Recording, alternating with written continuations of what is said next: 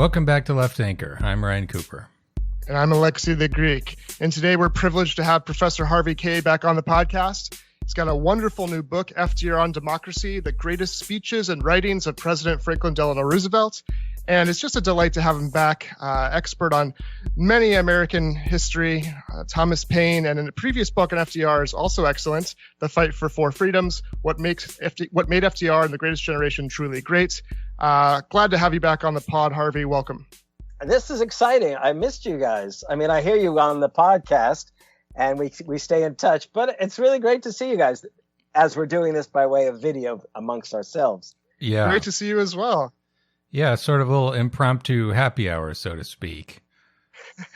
You know, reading this book, I would say the interesting thing that jumps out from all these speeches, you know, I'd read maybe one or two of them before, but you know, most of them were new, and what it demonstrates is that Roosevelt, you know, there's this sort of popular legend that you hear. I mean, I think Francis Perkins said it who was FDR's Secretary of Labor in like 1946, that Roosevelt was kind of a moderate.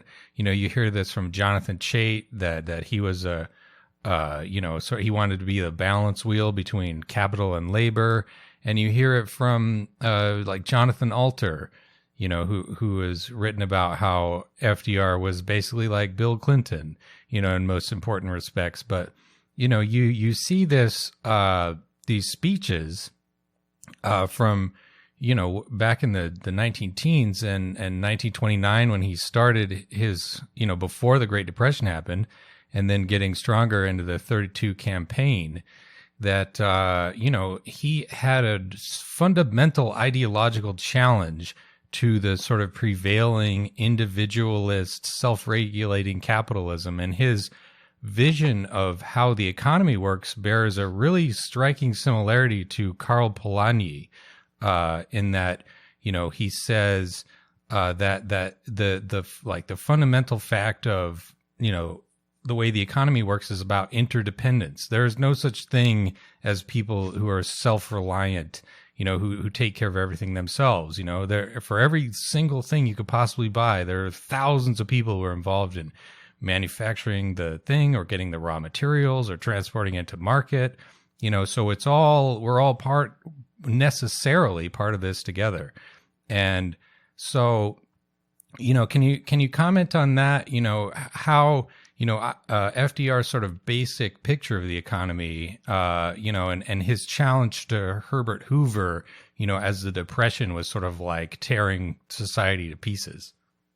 Yeah, I want to make a reference to an earlier speech, in fact, that I include in the volume, which will take us into the very question you've raised. Back in 1912, he gave a speech to the People's Forum, and he was a politician. He was looking to make his way. But it is interesting that in this early speech, what's really striking, and as people will discover if they pick up the book, I don't just include whole speeches. I try to edit them down so they're readable and I hope enjoyable and inspiring. In this speech of 1912, what Roosevelt does is he struggles. You can feel the struggle that he's pursuing to not be pro-capitalist on the one hand, or for that matter, come out directly as a socialist. And he comes up with this very strange term, but this is a term that I think is sort of a premonition of what he will call later liberalism, and we would call social democracy. He calls it liberty of the community, because he really wants to overcome the narrow sense of liberty as the libertarian individualist notion. And he wants to talk about the degree to which we are in this together, but we're in this together not in terms of, you know, top and bottom alone. It's the idea that we're in this together as a community. And he actually thinks out loud and talks out loud about how, well, if he spoke in certain words, he'd be called a socialist. If he spoke in other words, and he talks about cooperation versus competition. But he's even then in 1912 struggling to find a way towards social democracy. Now, I want to indicate something to put it in historical context. You might say, well, why didn't he just call it social democracy? The thing is that in the late 19th century into the early 20th, originally what we would think of as anarchists, they called themselves social democrats. the first rendition of the Socialist Party in the United States was called the Social Democratic Party. And then when Debs and there were two socialist movements that merged, they created the Socialist Party itself.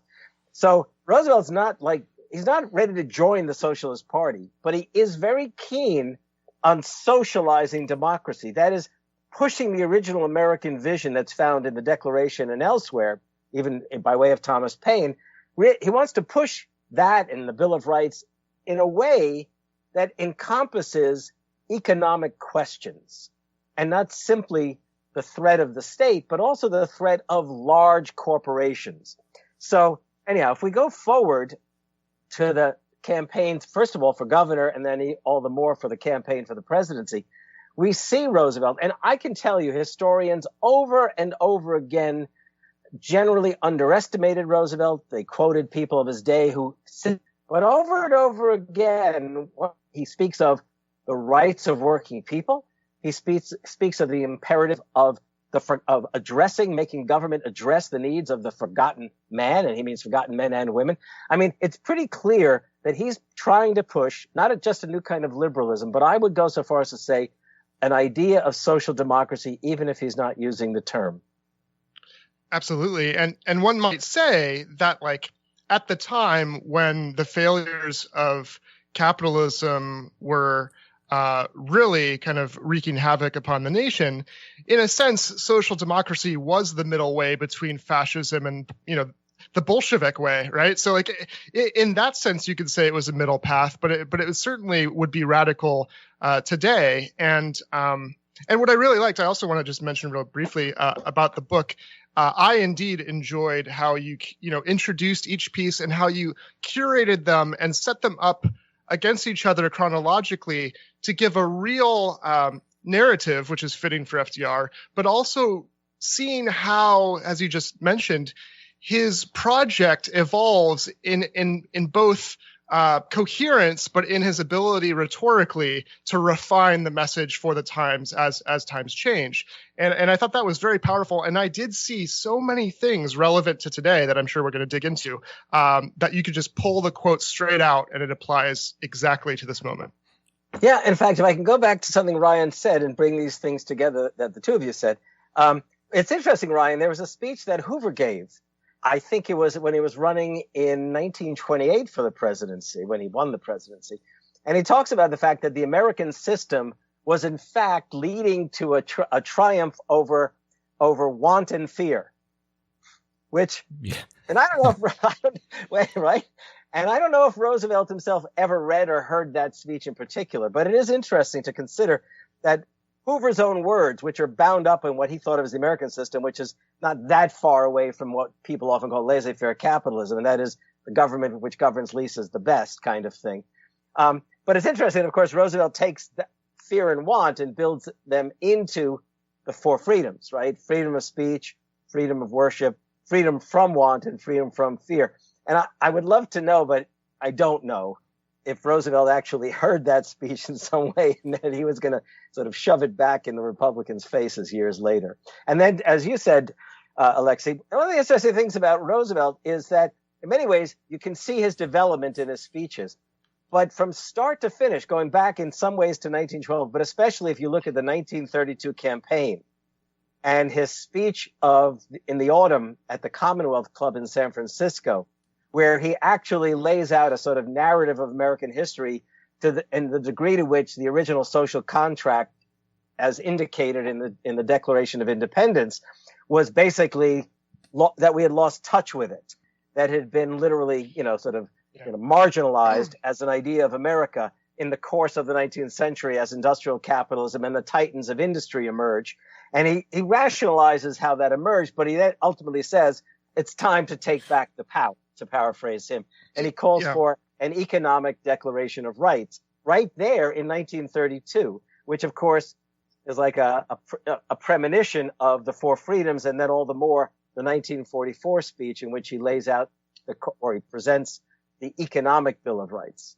It reminds me of Lincoln insofar as, and I think this is in keeping with the project that you're involved with, the response to the reactionary forces of the time for both Lincoln and FDR were to not move away from the American dream, as one might do, seeing all the evil and suffering and death brought on by these forces, but instead to point to, as he did there, the purpose and promise of this country from the beginning, and to reclaim and redeem that purpose and promise through the things that are called for in this time against those forces, right? Yeah, I mean, in fact, it really is amazing. They're so utterly different, Lincoln and Roosevelt, right?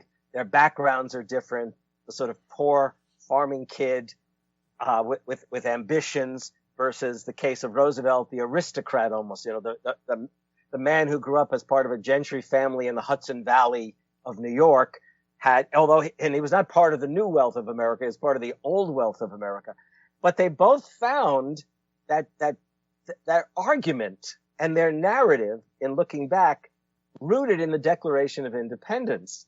And in that sense, I'll also tell you, it's really great. I know I'm going to get the year wrong, say 1931, give or take a year, Roosevelt sends a letter, or at least he remarks to a very prominent intellectual and historian in the Democratic Party. He says to him, the Republicans have basically turned their backs on Lincoln. I think we should make him one of our own. And you can see the way in which Roosevelt, he's going to start accumulating a small d, capital D, Democratic pantheon. It's going to include, he does make many a reference to Washington, but it's Lincoln and it's Jefferson. Now, undeniably, he's not specifically a historian, and he's looking to grab hold of the things that can effectively make him the history teacher in chief.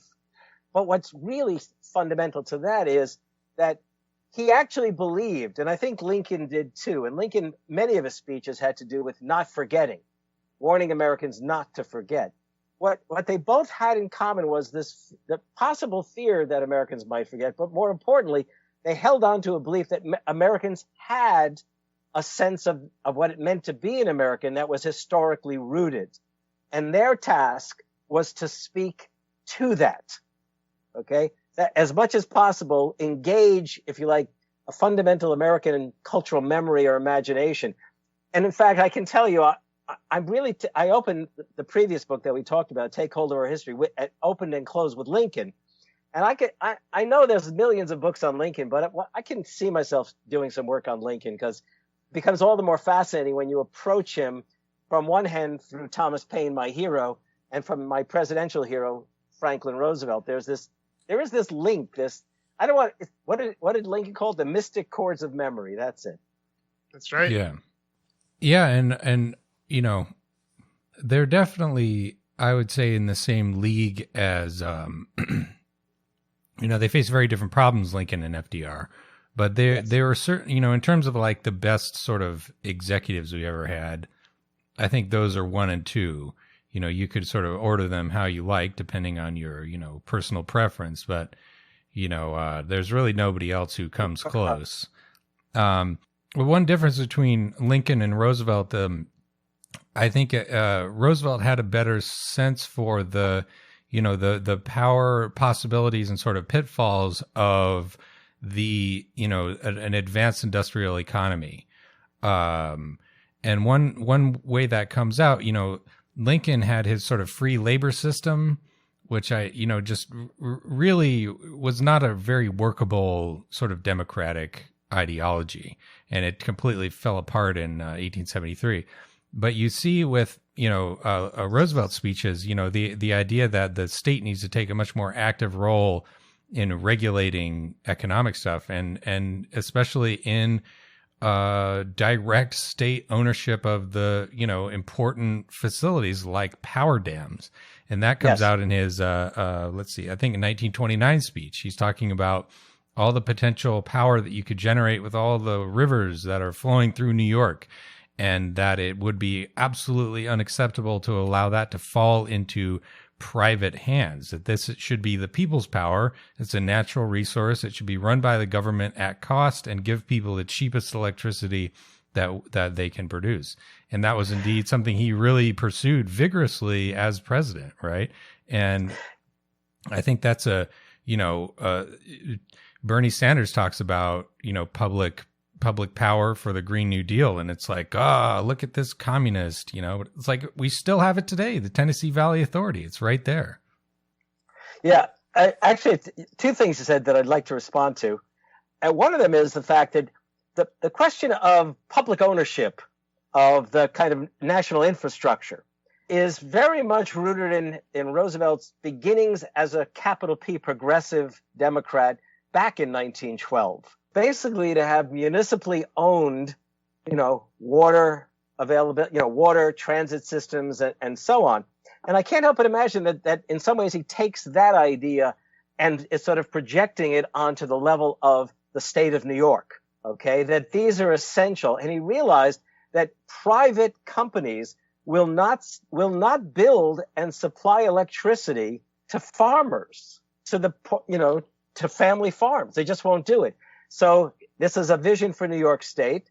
And then it becomes a vision, as you know, inside of the New Deal, when he creates the Rural Electrification Agency, which provides hundreds of thousands of farmers who had no access to electricity because private companies would not waste their time because of the question of profitability. And the Rural Electrification Agency, what they did is they set up and organized cooperatives so that literally, truly hundreds of thousands of farmers would get there. By the way, I want to say one thing about Lincoln in his defense, okay? Sure. And this comes out of a book that Harold Holzer and Norton Garfinkel produced, but this is one that I think a lot of us have been thinking about, especially those of us who, I don't know about you guys, but I went to a land-grant university. I got my first degree at Rutgers. I got my graduate degree over in England, but I came back and went eventually to Louisiana State, two land-grant universities. And here I am in the state of Wisconsin at a land-grant university. And this is the thing. Even in the midst of the Civil War, Lincoln was not only possessed of the free labor ideology, not unlike Roosevelt, he believed that needy men are not free men, or needy people are not free people. So what does he do? Two major bills he signs into law in 1862, even as the Civil War is going so badly for the United States versus the Confederacy. One of them is the Land Grant Act, also known as the Morrill Act, which gives lands to all of the states, which they can then transfer into resources to create state universities. And now every state in the Union has a land-grant university. That's a very social democratic initiative, which, by the way, the counterpart to that is Bernie Sanders' idea of free public higher education for young people. I mean, it's a beautiful sort of kind of thing, right? So in 1862, he also signed into law the Homestead Act, which was, by the way, an idea of folks who had been influenced by Thomas Paine, and this began as an idea in the 1830s. But Lincoln signs into law the Homestead Act, which provides lands, family farms to immigrant and native-born working-class families to be able to, set themselves up at a minimal cost as farmers in the Midwest and the Plain States. Yeah. Yeah, the rural electrification thing, I mean, this is just one of a panoply of New Deal programs and institutions that are still sort of like part of the bedrock, insofar as the U.S. is a functioning society. Like, those things are all over the place, and one reason why. You have all these power dams that they built. You have all these schools and roads and bridges and stuff that they built, post offices all over the place. Oh, yes. The political aspects of this are also, I think, worth pointing out. There's a great section in Robert Caro's book when Lyndon Johnson was a young congressman during the New Deal, and he was breaking all the rules for the Rural Electrification Administration, or whatever it was, to get power to all of his constituents in West Texas hills, which, as Caro writes, these folks were living like medieval peasants. They were hauling water from like 300-foot deep wells, by the hundreds of gallons a day to do their washing and their irrigation and so on. And Johnson brought cheap power to all these folks so they could get pumps and they could get washing machines and so on. And it just totally transformed the character of the life for these people. And they became absolutely die-hard Democrats.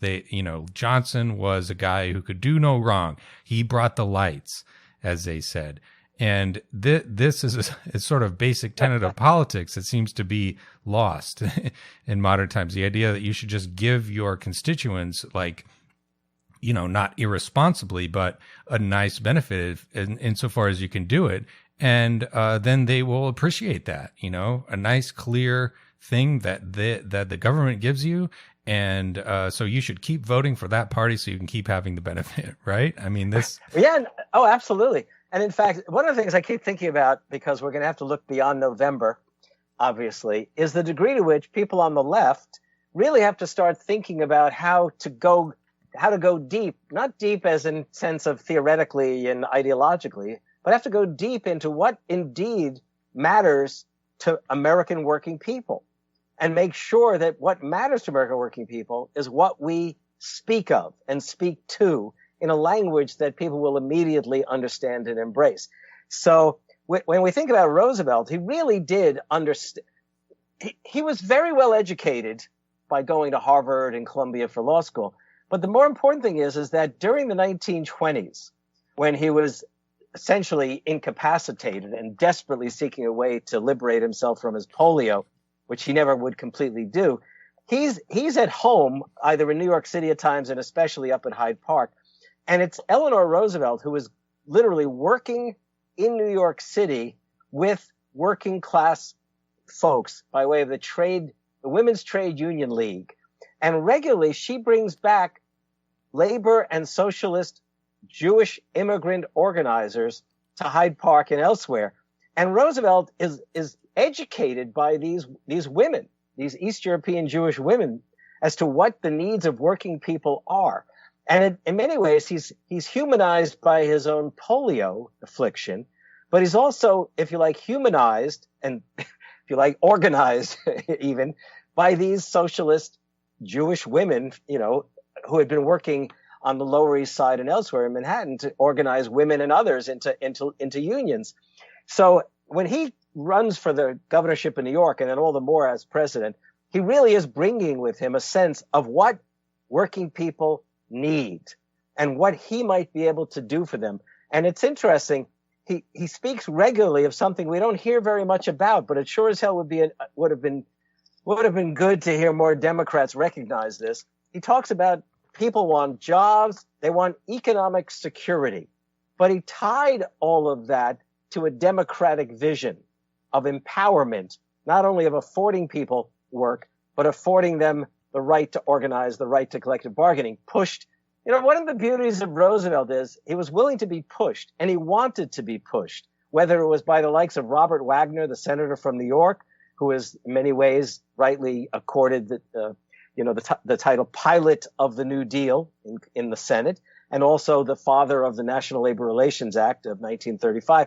So Roosevelt is prepared to be pushed and is prepared to be pulled, whether it's by organized workers, by socialist organizers, by senators such as Robert Wagner, Robert La Follette, and George Norris, and Norris is the guy who really influenced him to think in terms of big public works projects and provide energy to American workers and farmers.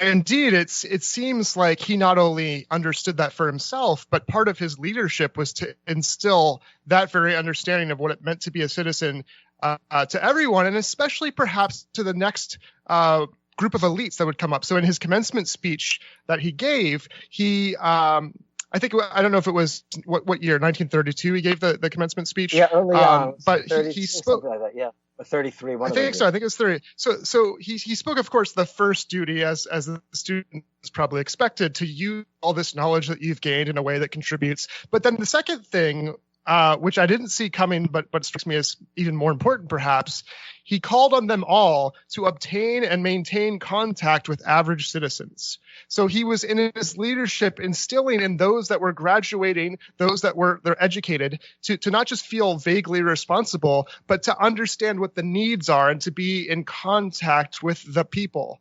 And this is perhaps, not a coincidence that this is integral to what it means to be a social democrat, right?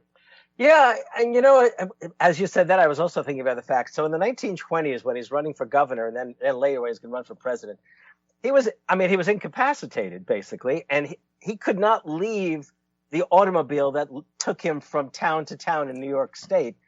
And what he would do is he would have with him quite often Eleanor, and it was her job to get out of the car and go into wherever they were, whether it was some kind of factory or some set of workshops. And he would talk to those who were out on the street or who could come out, and she would talk inside. And at the end of the day, they would sit and she would report to him the things that he might not have gotten to hear because he couldn't readily get out of the car. He didn't want to be seen as basically the disabled person that he was. So he's always eager. He wants to know. He desperately wants to know. And by the way, when he was giving the fireside chats through the 1930s into the 1940s, he invites Americans. They have a feeling that they're not only being invited into the White House as a member of the audience of the fireside chat, but he wants to hear from them.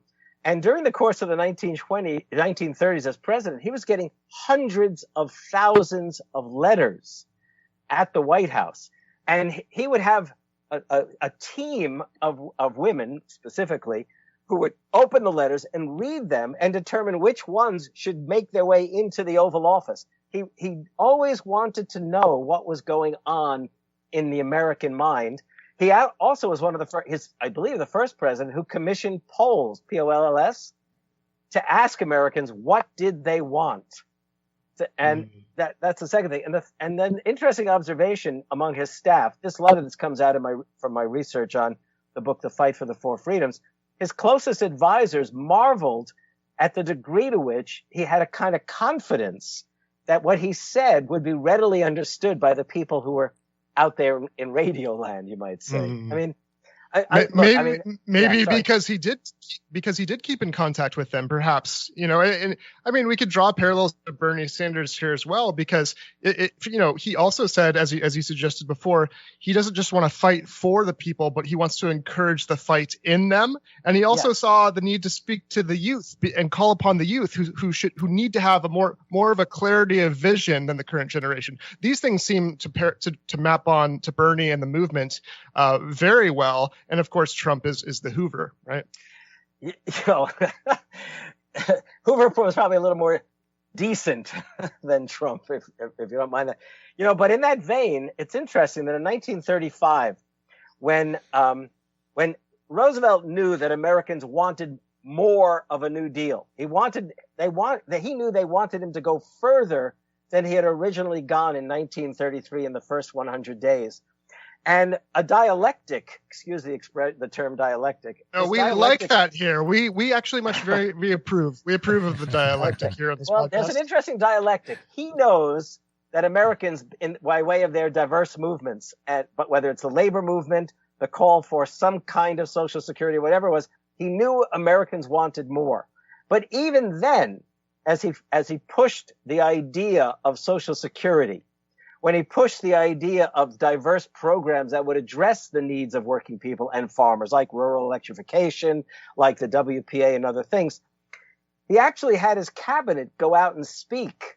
And he himself gave a speech that basically came down to this. He said to Americans, new laws in themselves do not bring the next millennium. They do not bring the millennium. We're not going to, in other words, even if we pass the laws, you're going to still have to fight to make sure those laws are honored by those who never wanted those laws to begin with. And he had in mind especially the housewives of America who were married indeed to union members.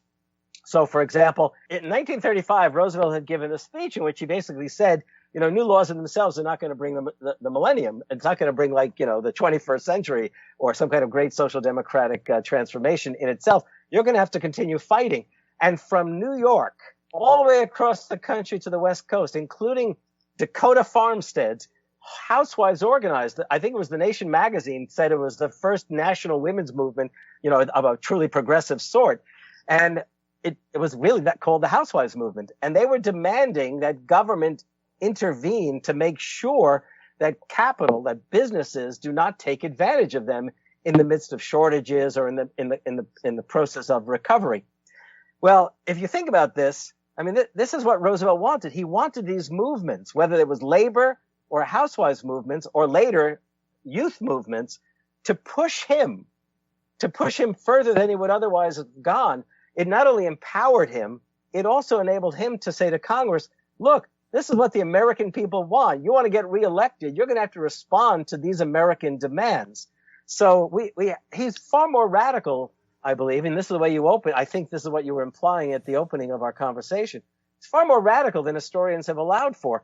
I mean, this is a president. If you can allow me, I want to actually quote Roosevelt in what I consider to be the most radical speech ever given by a president.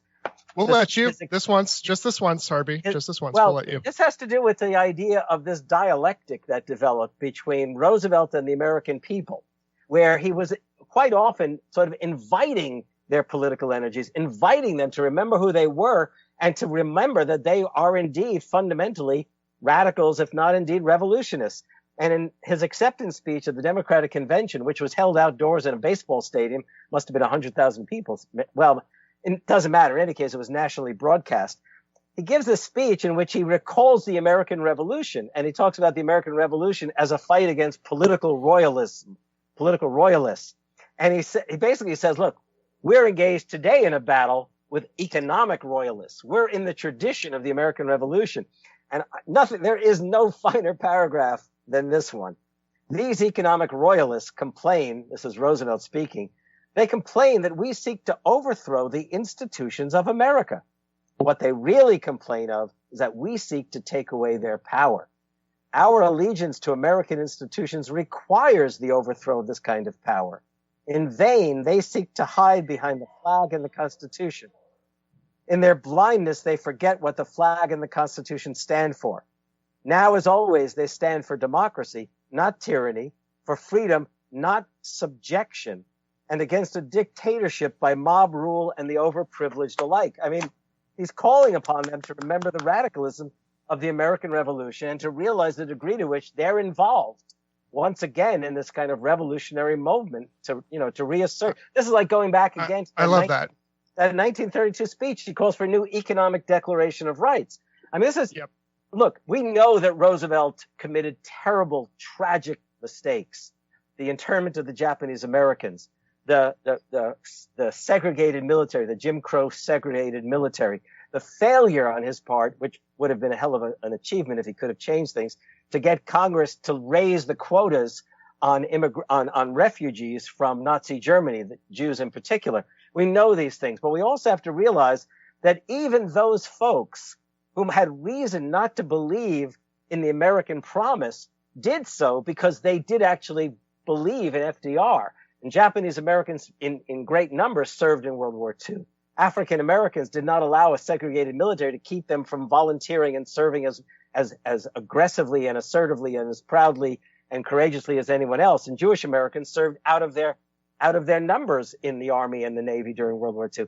This is Roosevelt, who is the history teacher, the narrator in chief, who is really trying, as you said earlier, Alexei, he's really trying to encourage young people to see over the horizon, to believe that, in fact, a greater, truly greater, on my terms, social democratic America can be built. Right. And those failures were clearly failures that went against the principles he was fighting for. So they weren't failures of his principles that were bad. They were failures to live up to his own principles, I would say. Right. But he wasn't. So this is a tricky balance, that whether it's Bernie Sanders or the left generally, it's a tricky thing to inspire and give hope while calling out very difficult truths of the moment. And so he talked about power a lot. I noticed he would speak very cleverly of the lost purchasing power. So speaking to lots of people could understand this in a sense, like it's not right to lose your purchasing power. And he used the language of business. He said, you know what our most expensive commodity is? These days, justice is our most expensive commodity. And I thought that was just brilliant. That's a line I missed. Thank you for recalling it. You're right. That is brilliant. He over and over again spoke of democracy. And I love the fact he always saw the times in which he lived as not an effort to sort of bring about his own effort to bring it about, not as a new millennium, but literally he had the sense, which I think goes back to the progressives as well, that if you're going to defend democracy, you have to create more democracy. That's the most important thing that comes out. And as president and as politician, as you noted, I love the thought that he not only wanted to fight for Americans, he wanted to encourage the fight in Americans. He didn't pull back from that. Even, for example, it's really great. In 1936, during the sit-down strikes in Flint, Michigan, in the Chevy plant, when the workers have occupied and sat down in the plant, and the governor of the state, Frank Murphy, calls out the National Guard, and to everyone's surprise and shock by capital, he actually tells the National Guard that they should aim their bayonets out, not in, meaning defend the workers against the thugs that General Motors is probably going to be sending against them. And when Roosevelt was asked by not only the capitalists, but by others, aren't you going to intervene in some way? I think he said something to the effect of, well, it can't be worse than a misdemeanor what they're doing, right? I mean, isn't that great? It really is. I just love it. And that speaks also to Roosevelt's bold. Can I just add? I'm sorry, I should just add one thing. This is the same Frank Murphy that Roosevelt proceeded to appoint to become Attorney General of the United States, and then appointed to the Supreme Court of the United States. Nice. Yeah. No, but that speaks to Roosevelt's boldness and aggressiveness, which is something that seems to be totally foreign to Democratic leaders in this day and age. You know, you just have a whole generation, you know, with the exception of Bernie Sanders and maybe a few sort of up and comers. You know, you're looking at Chuck Schumer, Joe Biden, Nancy Pelosi. These are very timid politicians, at least when it comes to confronting, you know, the power of the right or the power of capitalists. And, you know, you read some of these speeches, 1932, the speech about, you know, what the country needs is bold experimentation. And in his inauguration address in 1933, he sort of threatens that if Congress doesn't go along with what he thinks is necessary, he's just going to use his executive powers to, you know, like try to stop the Depression, which, you know, in his view is like threatening the country with disintegration or revolution. And where do you think that, you know, the idea that you need to govern, and you need to, and in a crisis, you need to govern very aggressively. Where did that come from, and where did it go? Why is it that today's generation of politicians seem just like allergic to wielding power of any kind? Well, if we think on the personal level for a start, let's not forget that Roosevelt was fairly independent of money. In other words, he didn't need the money power. And in fact, it's probably the case that he resented the industrial capitalists. As an old money person, he might have resented them. Okay, that's for a start. But it's also the case that I don't think we should forget the fact that he came up through the 19-teens, and it's his cousin is Teddy Roosevelt, and although he goes far beyond Teddy Roosevelt in his alliance with labor, and he goes far beyond Teddy Roosevelt in his willingness to wield, in many ways, executive power, it is the case that he knew his cousin, the elder, you know, who basically was the age of what would have been an uncle. He knew that Teddy Roosevelt was willing to push and punch when it was necessary. It was also the case that he served in the Wilson administration, which could have taught him the worst of things as well. But in the Wilson administration, he basically ran the Naval Department. He was the Assistant Secretary of the Navy, and he learned to work with labor unions, but he also learned that during wartime, there were things that presidents need to do. So that may well be a good part of it. But then it's also the case that he was governor of New York when the Depression hit. And given his commitment to working people, I think it's the case that because he was governor of New York, he had this incredible position in the nation. New York was the most important state in the United States. It was rightly called then the Empire State. And I think he felt a commitment to working people, and he felt also a commitment to make use of the powers that were available to him, first as governor and then as president. I can tell you that the very thing you referred to, Ryan, actually scared a lot of people. For a moment, they thought, you know, FDR is taking seriously the fact that editors of magazines and others have been calling for a Mussolini-type figure. But Roosevelt was anything but a Mussolini-type figure. In his first 100 days as president, having made those kinds of remarks, in every one of the programs that they passed, every one of those laws that they enacted, fundamentally written into every one of them was a democratic practice. So the SEC is literally going to have a public democratic control over Wall Street, right? The National Industrial Recovery Act, even though it allows businesses to do things they hadn't been able to do before in terms of setting prices and all of that, it's the case that it builds into the law the right of labor to organize, which later they had to revise in a more effective way in the National Labor Relations Act. The Agricultural Adjustment Act literally organized cooperatives of farmers who will directly involve themselves in pricing and cooperative agricultural endeavors. So what Roosevelt had in mind is not just the power of the presidency and the ability to use executive action. It was also the empowerment of working people. And that would be the only way that he could, in that fashion, go after the powers of capital. He knew how to do it. And which is something, by the way, that Lyndon Johnson did not include when he came into office in the 1960s.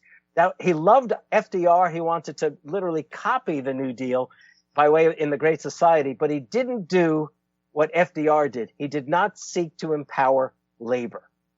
Yeah, and I mean, I guess it's just the case that, Democrats over the years have kind of forgotten, maybe semi-deliberately, that tradition. Oh, yes. Oh, sorry. I left off the other part of the answer. Forgive me. The other part of the thing is that what we've seen for all too many decades now is that the Democrats have become, to use the populist term, they've literally become sort of the pawns of the money power, right? I mean, every one of the Democratic senators is in some ways beholding. So what was it? Chuck Schumer was, defending the hedge fund guys, right? Joe Biden was defending the credit card companies. One by one, we could go right through the list and see the degree to which they are more in intimate relations with the powers of capital. You know what? I like how you talk about that because I want to make a BDSM analogy here. So what we're saying, I think is that no, just stay with me. Stay with me here. This goes back to the dialectic. Okay. Today's Democratic elite, they want to be the submissives. They want to be the masochists to the elite, the donor class, the wealthy masters. Whereas Roosevelt wanted to be the submissive to the people and wanted the people to push him around and shake him up when he needed to have, to be told what he needs to do. Right. So if we're going to make a little saucy kind of spicy analogy, there's just different masters that are being served here. Well, look, I mean, I won't get as saucy as that. I could, but I don't want to go there right now. Okay. I dog dare you, Harvey. Well, here's the thing. Imagine this. Look, you and I have been in a lot of contact by way of messaging, but we haven't talked we should be talking to each other more. We should do that more. Let's have virtual happy hour. Right. More often. Let's do it. Think about, I can't tell you, I am still outraged at the Democratic Party debates. How dare the likes of Biden and Klobuchar and all the others look at the American people, stand before the American people, the national audience, and say, we cannot afford Medicare for all. How dare they? But personally, they can't afford it because they won't get the donations. Well, screw that. Here's the thing, okay? The point is, yes, they are beholden. They are enthralled, you might say. But here's the thing. Bernie, I was so eager, and he didn't do it. What Bernie needed to do when a question was thrown his way is he should have looked out at the American people and said, I don't understand. We're supposed to be talking for the Democratic Party. The greatest Democratic president ever was Franklin Roosevelt, who in 1935 signed into law the Social Security Act and the National Labor Relations Act. We haven't talked about labor. We haven't talked about empowering workers. And do you all know that FDR wanted national health care in the Social Security Act, but he couldn't get it because the American Medical Association, the Republican Party, and the Southern Democrats all had their respective reasons for not allowing it. The Southern Democrats wanted to make sure blacks did not integrate hospitals. The Republican Party was the party of big business, and the American Medical Association was afraid of losing their whatevers, right? He could have literally called FDR into the room, just as Eugene Debs did on occasion when he called in Lincoln and Thomas Paine and others. And then if Biden and the rest had the audacity to come at him, they'd be coming at Roosevelt. Yeah. That's right. One wonders, though, whether how well that attack would land, though, given, I mean, it seems like the voters have also kind of forgotten the true history of the New Deal. You know, I mean, that's pretty remote in time, and you know, Democratic politicians don't often talk about. I mean, Obama was openly contemptuous of FDR's approach. You know, he said that you know, that he believed Herbert Hoover's lie that FDR had deliberately allowed the Depression to get worse during the transition in 1932, you know, to 33 winter, so that he could get the New Deal through. And that was by his view irresponsible. Which, you know, we did a whole episode with Eric Rauschway about that. That's complete, you know, it's fake bullshit history. But yet it seems to have a grip that I mean, we see today, you know, why did Nancy Pelosi not propose an alternative bailout package and exploit the leverage, you know, as the markets were collapsing and so on, to get some goodies for, you know, more goodies for the American people and maybe universal vote by mail? I think because she thought that you just had to give Steve Mnuchin a giant slush fund, and if she did something that might, you know, that might be a point of leverage for dangerous populists to. Well, and look, I mean, sorry, you go ahead. Sorry, Alexa, you go. Because you had, I mean, you talk about how Hoover had a $2 billion slush fund and the people were outraged because it wasn't getting to the farmers and the homeowners. And that's another parallel to today. But the difference I see is like Fox News, CNN, and MSNBC are the sources for the people's public education on these things. And, you know, they're in the pockets of the donor class, and they're doing things that doesn't help the ability of the average citizen to understand that history. And like in terms of cultural education, it's too bad that Hamilton is the zeitgeist for musicals, because, you know, FDR talks about the cult of Hamilton. If instead it was Thomas Paine or Jefferson or Lincoln, maybe we'd have a different chance here, right? Yes. Here's a thought. And this is something I was tweeting the whole time. I was sending messages, and I can now tell you that I actually sent a memo directly to Bernie Sanders, and I'm told it got to him, but it didn't seem to make the big difference. Bernie Sanders, at the end of every debate, I was outraged with the Democrats, but I was particularly disappointed with Bernie. Ryan, you ask a good question. Would Americans remember? Well, that's why Bernie Sanders, from start to finish, needed to become what FDR was, the history teacher in chief. And by the way, I'll give you the dramatic moment. He holds up the new book, FDR on Democracy, and he points and he says, "You need to read up on FDR. That's how you do it." And then he lays out what the New Deal was truly about. You know, FDR created this alphabet soup of agencies. But what's also remarkable is that Americans themselves answer those agencies with their labors, but also with their politics. So for every agency that the New Deal involved, and it's usually like AAA or NIRA or REA, whatever, WPA, PWA, Americans themselves organized the UAW, the United Rubber Workers, the United Steel Workers. I mean, I can go on and on. Young people organized the American Youth Congress that, by way of diverse organizations, had 4.5 million members.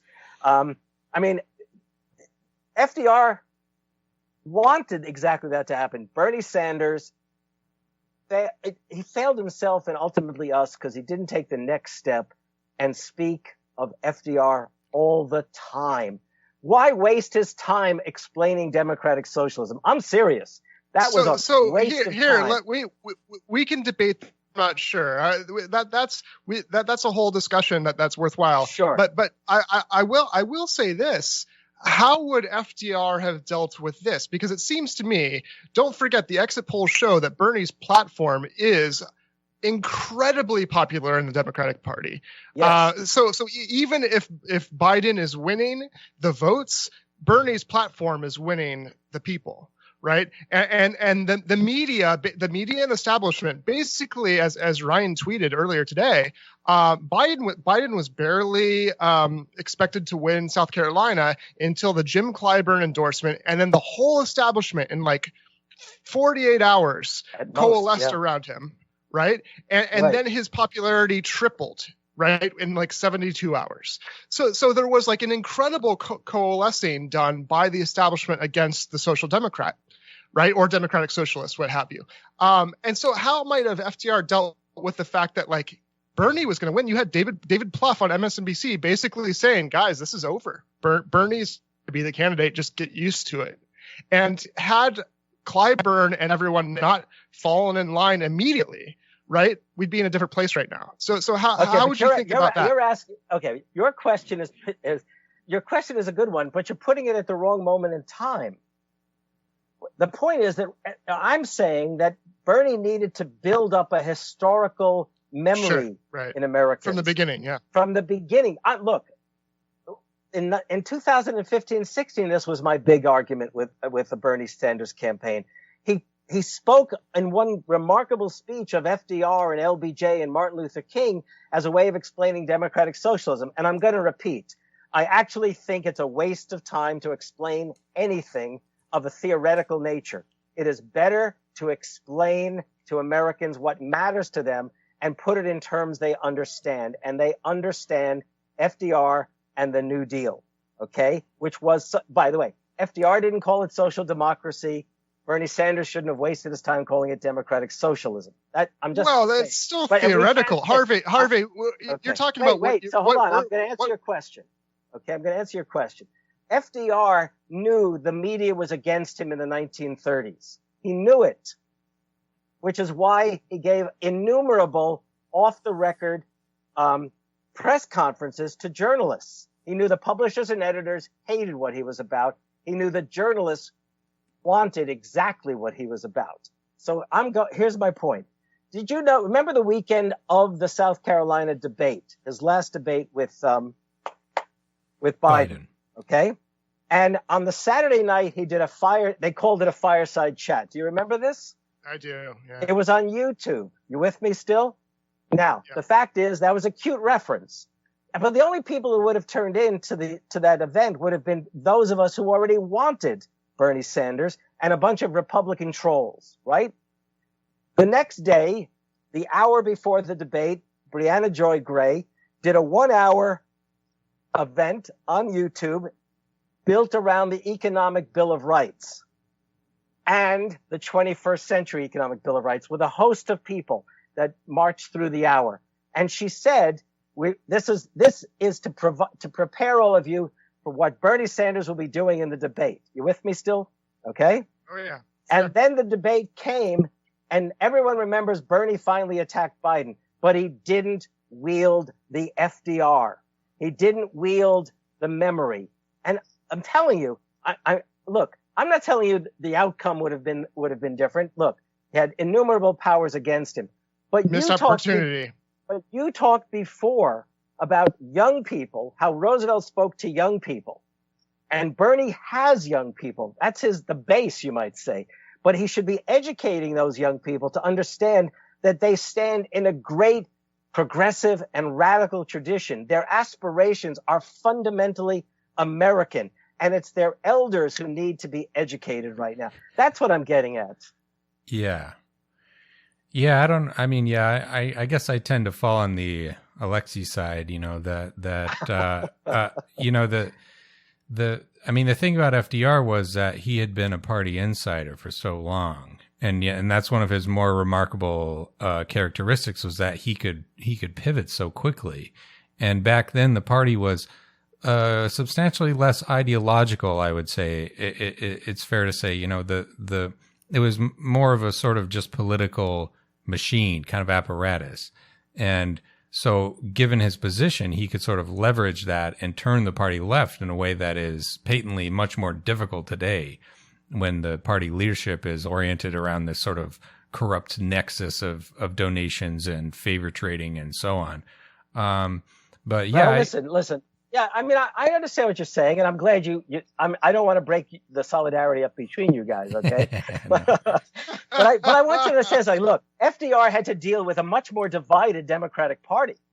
FDR had to deal with he had the Southern white supremacists that he had to hold on to for the vote, at the same time that he's trying to appeal to a newly enfranchised black population, those who in the course of the post-war during the war 20s, during the 20s, and now in the Depression had moved north to Chicago, to New York, and other cities, to those Jewish, Italian, and East European immigrants who need to be, if you like, embraced. It was a hell of a task he had. Now, Bernie, in his case, right, he's got to transcend the generational divide, undeniably. He also knows if he's going to build the campaign, his whole campaign was predicated on bringing out people who didn't often turn out to vote. So I'm getting at the point, I'm telling you that history is the vehicle. What do Americans share? He's got to cultivate a historical imagination that Americans share. I've been arguing this for 5 years. With you. Please no, do. Let's do it. Let's start the clock now, Ryan. 5 years counting now. Bring it back in a few weeks and we'll really argue this out. And Harvey, I agree with you in terms of using narrative and history and redeeming the promise and purpose of this country and reminding people that these fights have been fought before, which gives us a certain kind of comfort that these challenges are not new and they've been overcome, and here's how, right? That makes a lot of sense to me.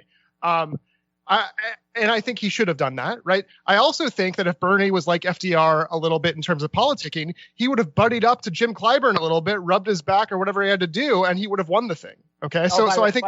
Whoa! You know what? I agree with you. Look, I didn't want to introduce that point. I also was going to say that Bernie has to learn how to use the telephone. Right. Yeah. He does admit himself that he is bad at this sort of buddy backslapping part of politics. Yeah. Right.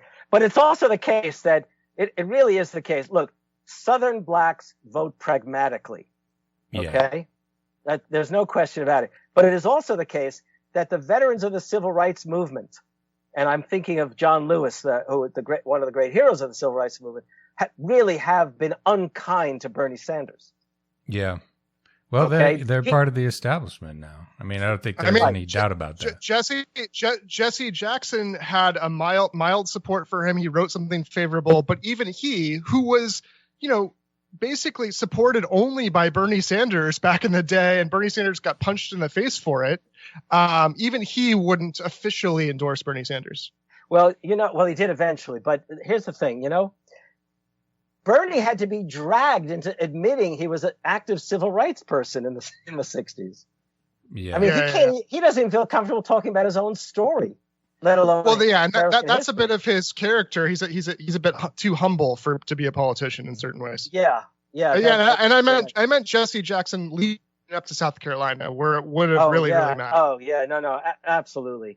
Look, I mean, we could have a postmortem sometime on this time around. But in 2015, I remember do you remember when John Lewis endorsed Hillary and dissed Bernie? Yeah. He actually dissed him. He didn't just endorse Hillary. He actually said, where was Bernie in the civil rights? Where was Bernie in the 60s? And of course, but by the way, Hillary Clinton was a gold war. Biden.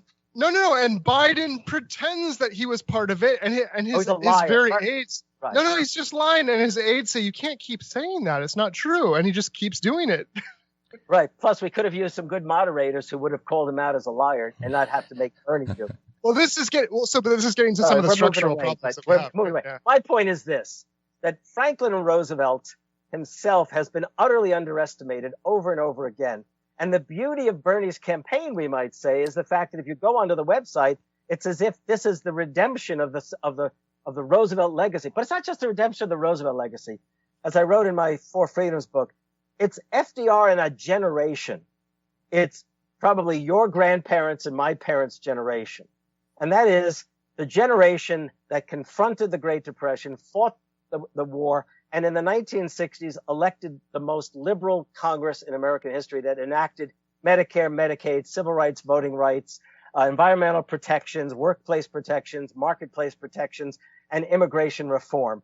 And the fact is that we have utterly failed to take hold of that history, and we've allowed the Republicans to reduce the greatest generation to being war heroes, which in itself is worth celebrating, but they did far greater things than only that. They created the richest, most powerful nation on earth and raised up a whole generation out of poverty. And the Democrats turned their back on that, and Bernie was opening the door to our memories. Yeah. Yeah, that's a great point. And, I got to take off soon, but, I think that the main lesson I would take away from this is that,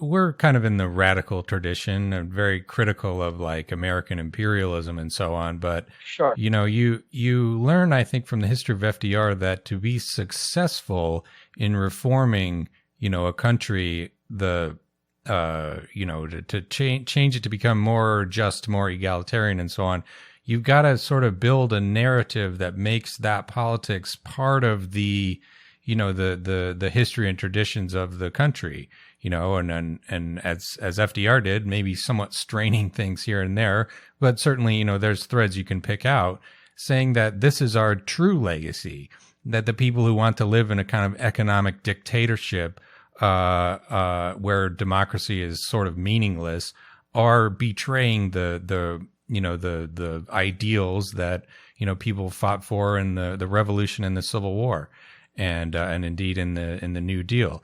And I don't, it's a difficult needle to thread, but I don't think it's impossible to say that to sort of make an American case for, social democracy, whatever you want to call it, the content being a sort of broadly speaking socialist type of moral ideology and political and policy framework, to say that we need to totally overhaul the system to make it more just and more egalitarian. And, the history definitely has to be part of that. And I don't think it's not like we can't do that and still, as Bernie did, call out the Contras and call out Kissinger. Like that is in keeping with what FDR did, I think, speaking truth to power and still redeeming the promise of the country, right? Right. I mean, look, we didn't even get into the question of FDR's commitment to the United Nations and basically a good neighbor policy. I mean, I'm not denying the imperial role of the United States at any point. I trained in Latin American studies. Okay? I remember, yeah. But first, you've got to win power. Okay. Yep. You got to win power. Yeah. We can all feel good criticizing, but we got to win power.